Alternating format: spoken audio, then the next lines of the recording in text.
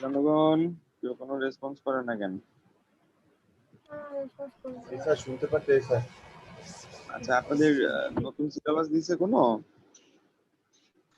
Sir ক্লাসই তো পাই না এখনো, কালকে থেকে শুরু। আগামী কালকে। আচ্ছা, আমরা সর্বশেষ সপ্তম অধ্যায়ে করছিলাম, কিছু প্রবলেম আমি সলভ করে দিছিলাম যতদূর আমার মনে পড়ে। এটা কি আবার দেখবো? স্যার ফার্স্ট পেপারে মূলধনে করাইতেছিলেন না? হুম, সপ্তম অধ্যায়। ওইটাই স্যার শেষ করেন স্যার ফাঁদে।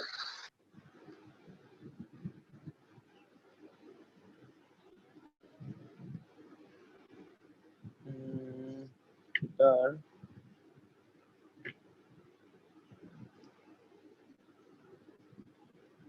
আচ্ছা, আমি করতে হবে।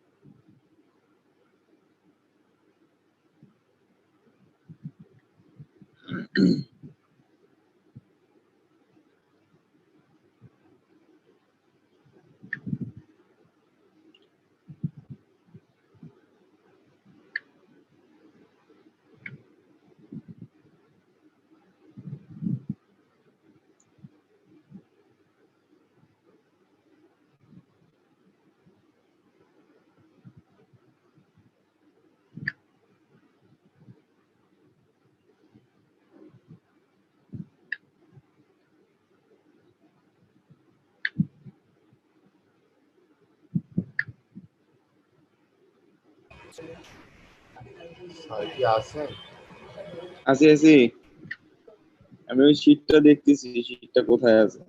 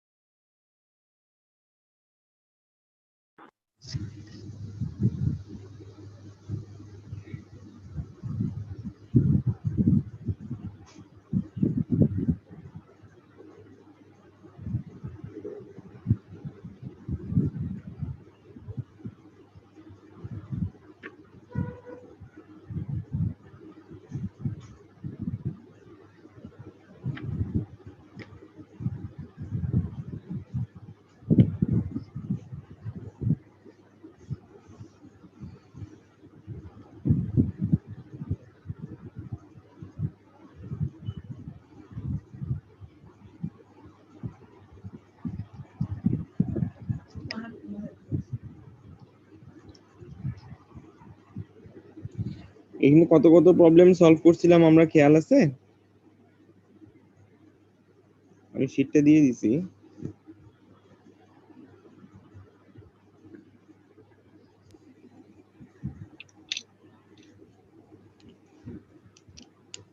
তিন পর্যন্ত মনে হয় করা হয়েছিল নাকি?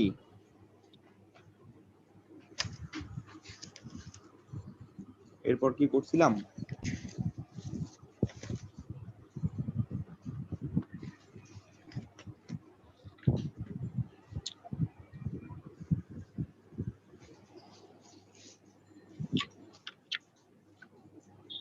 চার থেকে শুরু করব।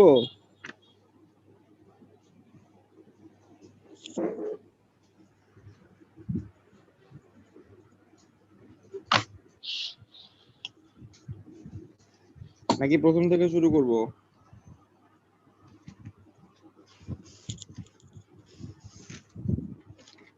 স্যার প্রথম থেকে শুরু করেন। তাহলে সমস্যা একে দেখেন, এই যে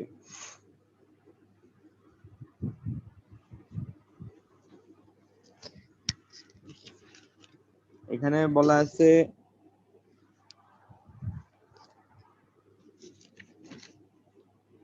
যে এবি ব্যাংক একটি নতুন প্রকল্পে বিনিয়োগ করতে চায়, যেখানে তাদের ব্যয় হবে 50 লাখ টাকা। এজন্য তারা প্রতিটি 5,000 টাকা লিখিত মূল্যের 10% ঋণপত্র বাজারে ইস্যু করেছে।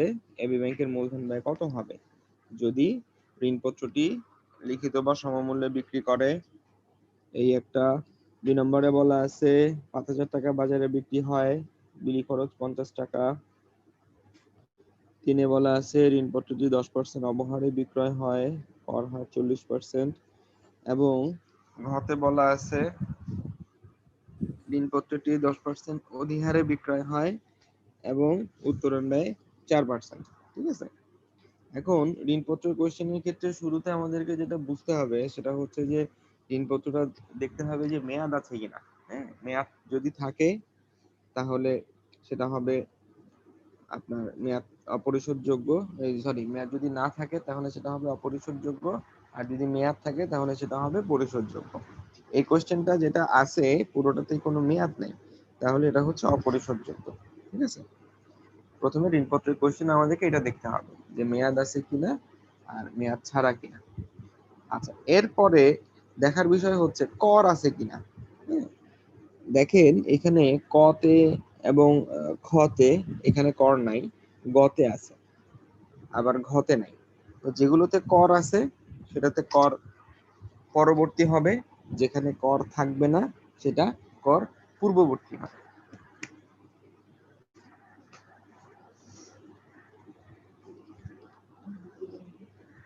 এটা কি বুঝতে পারছেন?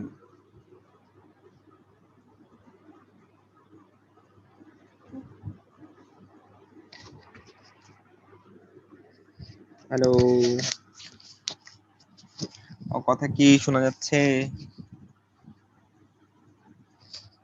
জি স্যার, বলতে থাকেন। এটা কি সাম্মি নাকি?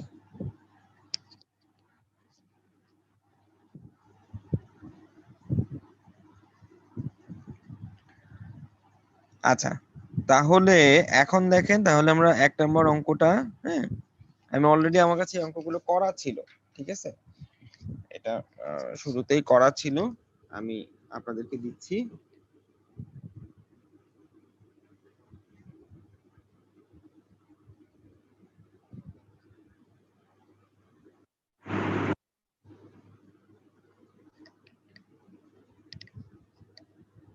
এই যে দেখেন, এটা হচ্ছে সমস্যা 1-এর ক এবং খ।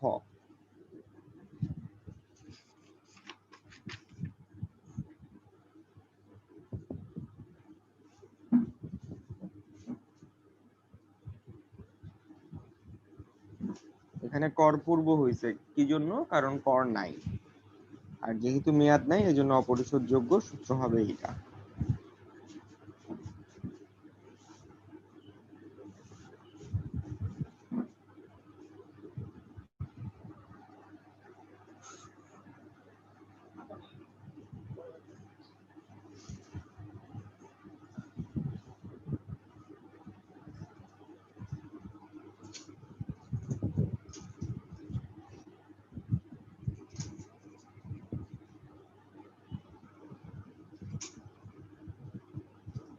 এটা কি তোলা হয়েছে? আমরা কি পরেরটাতে যাব?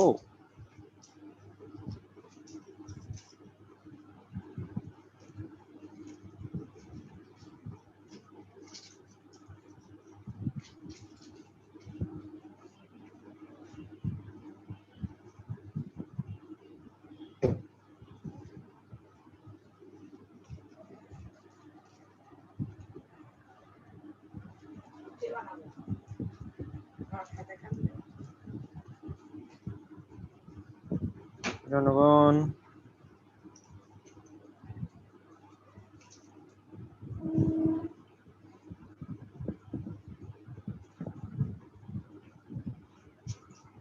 এই যে এটা হচ্ছে সমস্যা 1-এর গ এবং ঘ।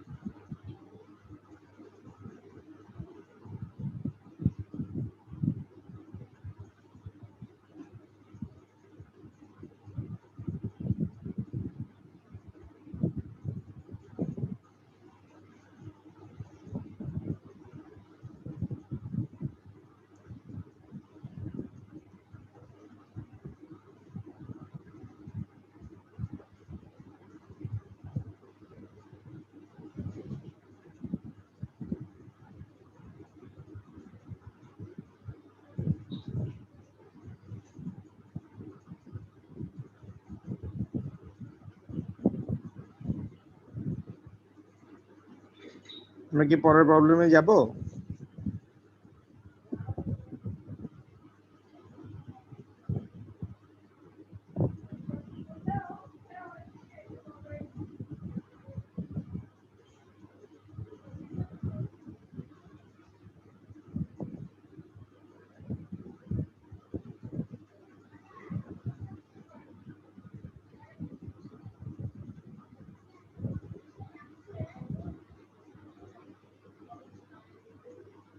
প্রবলেম 2 দেখেন।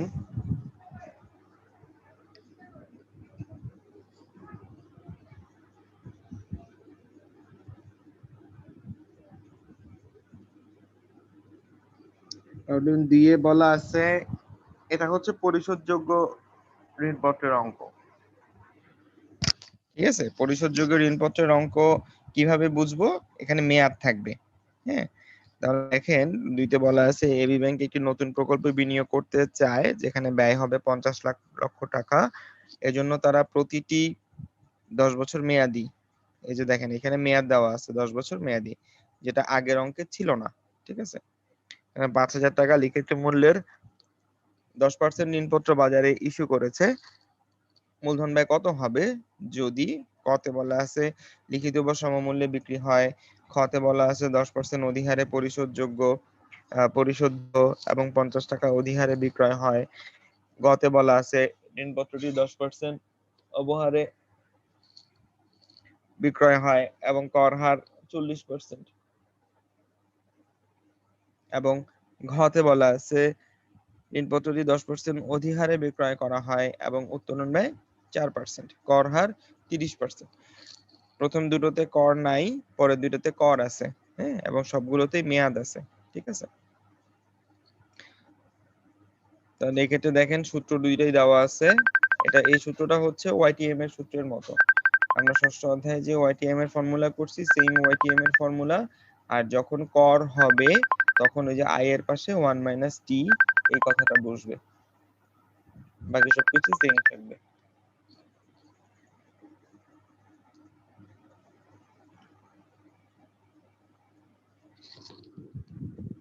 আমি সলভটা দিচ্ছি।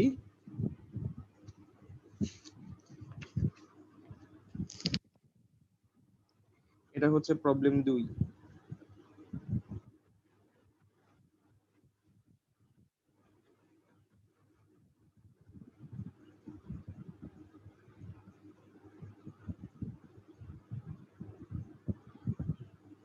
এখানে এই জিনিসটা একটু বোঝার বিষয় আছে, আরভি পরিশোধ মূল্য। হ্যাঁ, যদি পরিশোধ মূল্য বেশি হয়, প্রিমিয়ামে হয়, তাহলে সেটা কিন্তু চেঞ্জ করে নিতে হবে। যেমন পরের অঙ্কে ছিল 10% প্রিমিয়ামে পরিশোধ্য বলছিল, যার কারণে আরভি 5,000 টাকার সাথে 10% প্রিমিয়াম যোগ হয়েছে। আর বিক্রয় মূল্য কত টাকায় বিক্রি করতেছি, অধিহার না অবহারে বিক্রি করতেছি, বিক্রয়ের কাজটা হবে সেইখানে। এখানে এই অঙ্কে লিখিত মূল্যে বিক্রি করা হয়েছে কতে, আর কতে হচ্ছে 50 টাকা অধিহারে বিক্রি করা হয়েছে। তাহলে বাদ বাকি জিনিস সূত্রে বসিয়ে দিলে আপনার রেজাল্ট পেয়ে যাবেন।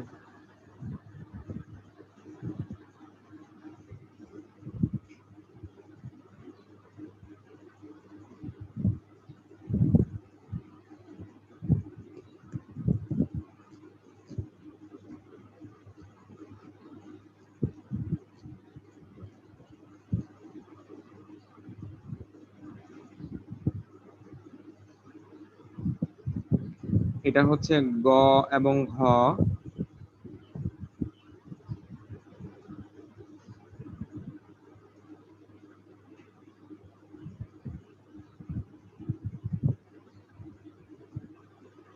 এখানে কর ছিল, তাহলে শুধু চেঞ্জটা আসবে 1 - t এই জায়গায়, বাকিগুলো সব আগের মতোই।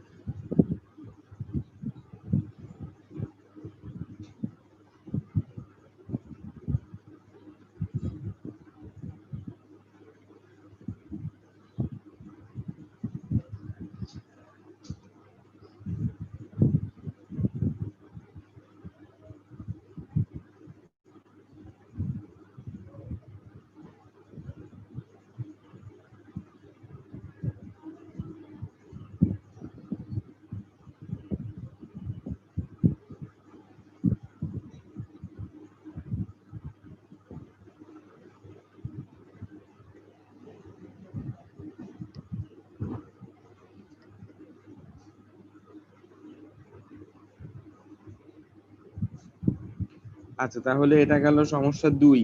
ঠিক আছে, আমরা আবার কোশ্চেনে চলে যাই।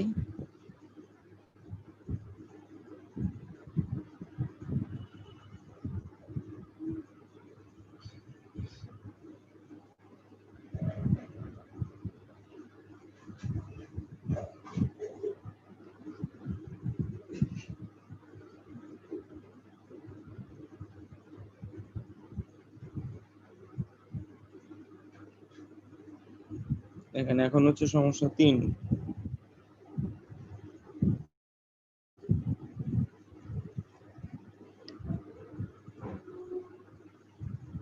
সমস্যা 3 বলছে প্রাইম ব্যাংক লিমিটেড তাদের শাখাগুলো সম্প্রসারণ করতে চায়, যার জন্য আনুমানিক 10 লাখ টাকা প্রয়োজন। এখানে তাদের নিকট পর্যাপ্ত নগদ টাকা না থাকায় তারা 5,000 টাকা লিখিত মূল্যের 10% অগ্রাধিকার শেয়ার ইস্যু করতে চায়। এখন আসছে অগ্রাধিকার শেয়ার। ঋণপত্রের দুইটাই নিয়ম আছে, একটা পরিশোধযোগ্য একটা অপরিশোধযোগ্য, সে দুইটা নিয়ম শেষ। ঠিক আছে, এখন আমরা অগ্রাধিকার শেয়ারে চলে আসছি। তো অগ্রাধিকার শেয়ারেরও ঋণপত্রের মতো একটা কমন বিষয় আছে, সেটা হচ্ছে পরিশোধযোগ্য অপরিশোধযোগ্য এই বিষয়টা আছে। ঠিক আছে, পরিশোধযোগ্য এবং অপরিশোধযোগ্য এই বিষয়টা আছে। এইখানে যেটা করতে হবে, এখানেও ঋণপত্রের মতো মেয়াদ দেখতে হবে, যে মেয়াদ থাকলে সেটা হবে পরিশোধযোগ্য, মেয়াদ না থাকলে এটা হবে অপরিশোধযোগ্য। কিন্তু এখানে কর থাকবে না। অগ্রাধিকার শেয়ারে, সাধারণ শেয়ারে এই দুটো জায়গায় কর হয় না। ঠিক আছে, কর শুধু ঋণপত্রে হয়। এখানে তাহলে আমরা প্রথম যে অঙ্কটা করতেছি এখানে কোনোটাতে মেয়াদ বলা নেই, 3 নম্বর অঙ্কটার কোথাও মেয়াদ বলা নেই, তাহলে এটা হচ্ছে অগ্রাধিকার শেয়ার মেয়াদ ছাড়া। হ্যাঁ, তাহলে দেখেন এখানে কোশ্চেনে কি কি বলছে। আচ্ছা, এটা মনে হয় একসাথে দেওয়া আছে, মেয়াদ সহ মেয়াদ ছাড়া বিষয়টা একসাথে দেওয়া আছে। হ্যাঁ, অগ্রাধিকার শেয়ারের 3 নম্বর কোশ্চেনে মেয়াদ সহ মেয়াদ ছাড়া দুটো একসাথে বলা আছে। কতে বলছে লিখিত বা সমমূল্যে বিক্রি করে মেয়াদ 10 বছর। ঠিক আছে, এইটা হচ্ছে আপনার মেয়াদ সহ। খতে বলা আছে অগ্রাধিকার শেয়ার 5,000 টাকা বিক্রি করা হয়, বিলি খরচ 50 টাকা, এখানে মেয়াদ নাই। গতে অগ্রাধিকার শেয়ার 10% অবহারে বিক্রি করা হয়েছে এবং এখানেও মেয়াদ নাই। ঘতে 10% অধিহারে বিক্রি করা হয়েছে, উত্তোলন বা 4%, একটাই মেয়াদ দিয়ে আছে প্রথমটা, আর বাকিগুলোতে মেয়াদ নেই। ঠিক আছে, তাহলে 3 নম্বরের সমাধানে চলে যাচ্ছি। 3 নম্বরের সমাধান এটাও করা আছে।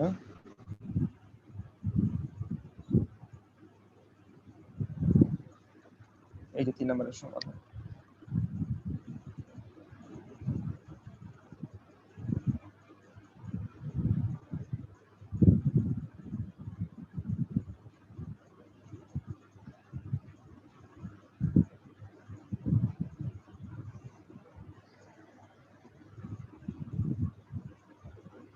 প্রথমটা দেখেন YTM এর মতোই ডিপি লিমিটেড কাছে নামটা চেঞ্জ হয়েছে। এখানে আমরা ঋণপত্রের ক্ষেত্রে কেডি লিখছি, এখানে আই লিখছি।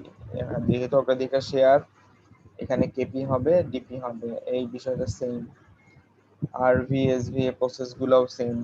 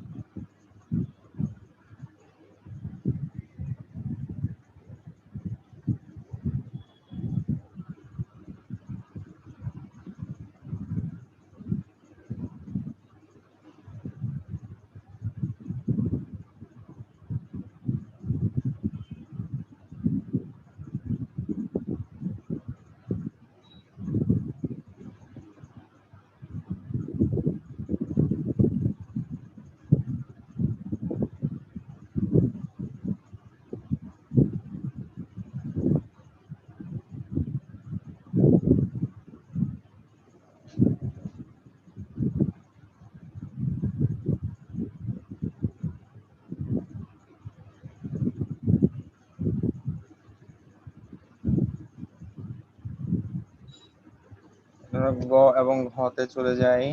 এই হচ্ছে গ এবং ঘ 3 নম্বরের।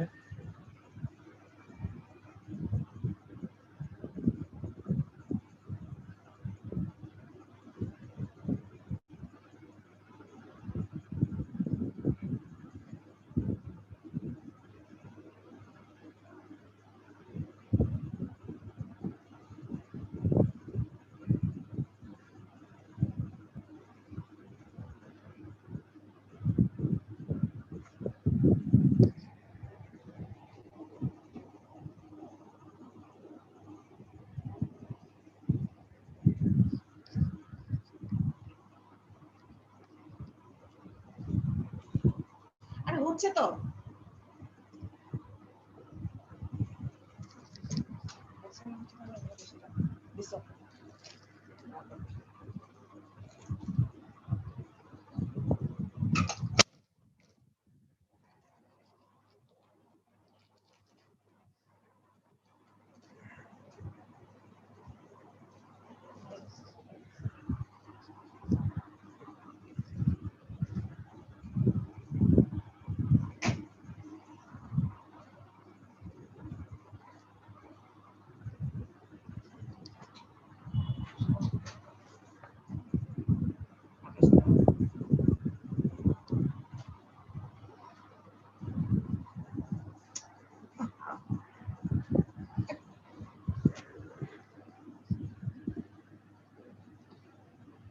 আর 3 নাম্বার প্রবলেম কি তোলা হয়েছে? আমরা কি আবার কোশ্চেনে চলে যাব?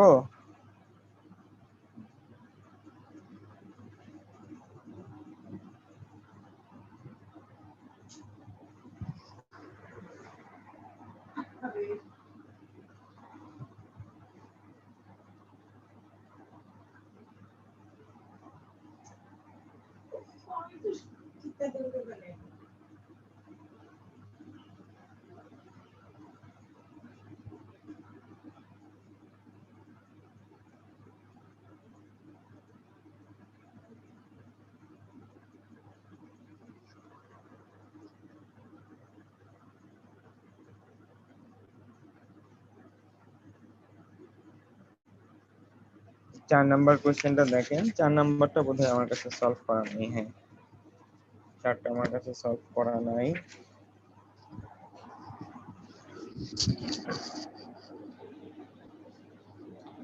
4 নাম্বার কোশ্চেনে বলছে যে এটা সাধারণ শেয়ারের। এখানে বলা আছে ইউনিলিভার প্রতিটি 100 টাকা লিখিত মূল্যে সাধারণ শেয়ার বাজারে ইস্যু করেছে। শেয়ারের মূলধন ব্যয় কত হবে যদি সেটা লিখিত মূল্যে বিক্রি করে এবং লভ্যাংশ 10 টাকা। তারপরে খতে বলছে 10 টাকা লভ্যাংশ লিখিত মূল্যে ইস্যু বিলি খরচ 4%। গতে বলছে 10% অধিহারে ইস্যু লভ্যাংশ 10 টাকা, উত্তোলন ব্যয় 4 টাকা, প্রবৃদ্ধির হার 5%। এরপরে বলা আছে 20 টাকা অধিহারে ইস্যু, উত্তোলন ব্যয় 6%, লভ্যাংশ 14% এবং লভ্যাংশ প্রবৃদ্ধির হার 7%। ঠিক আছে, এখানে মূলত 2-3 রকমের অঙ্ক আছে।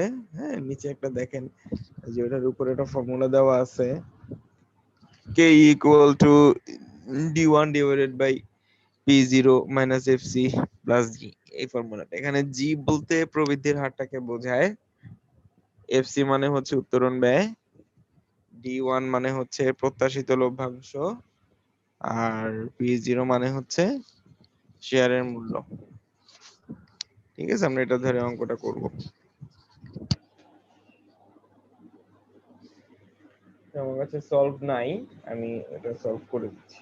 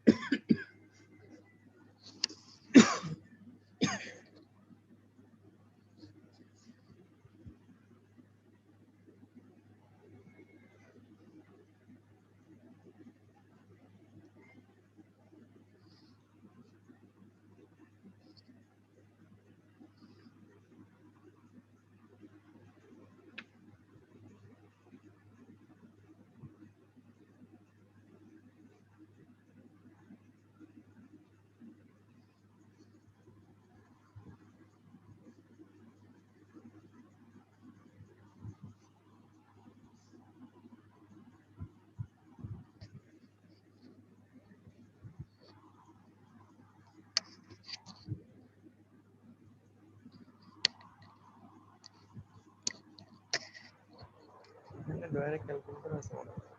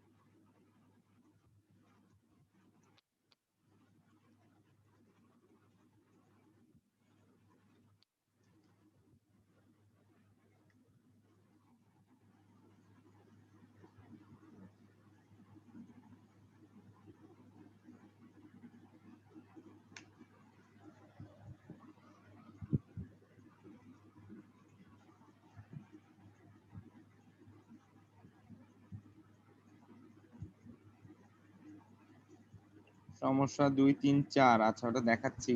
হ্যাঁ, চারটা তো অলরেডি সলভ করে ফেলছি, একটা বাকি আছে, ঘটা বাকি আছে, শুধু একটু ওয়েট করেন, আমি দেখাচ্ছি।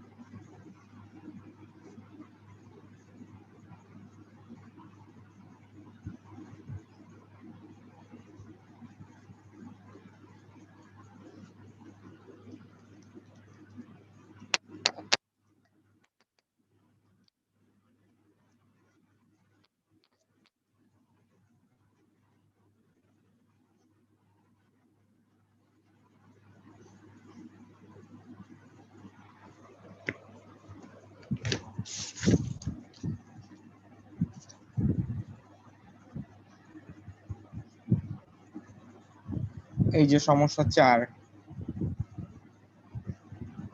এখানে খেয়াল রাখতে হবে এই সূত্রটা লেখা হয় নাই, P0 D0 divided by P0, যখন প্রবৃদ্ধির হার থাকবে না তখন এই সূত্রটা হবে।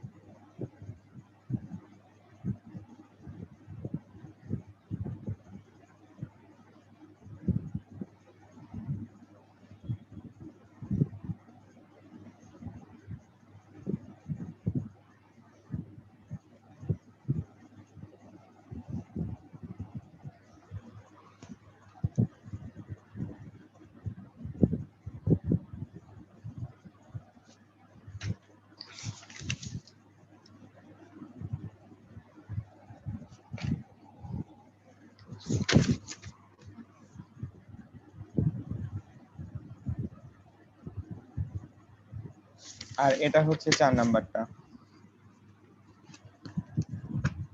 4 এর 4। হ্যাঁ,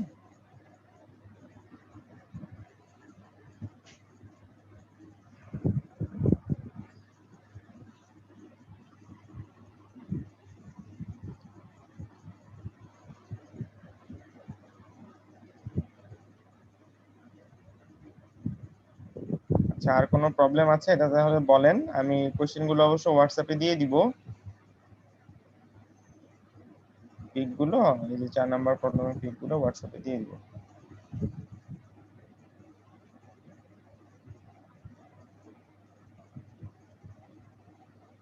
2 এর 3 4 এটা লাগবে তাই না? কিন্তু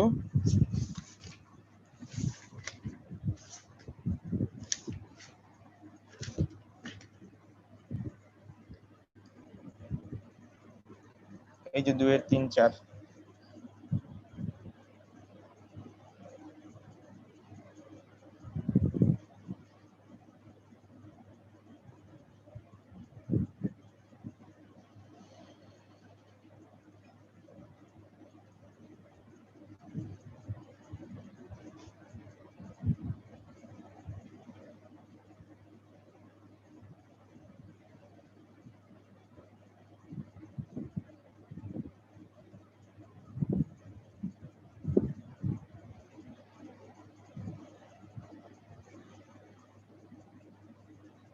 আচ্ছা,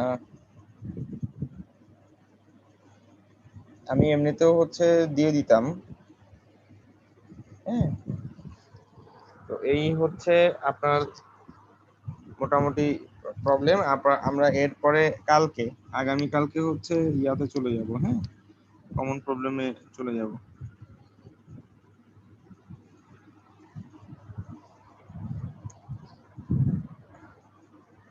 আর কারো কোনো কোয়েশ্চেন আছে?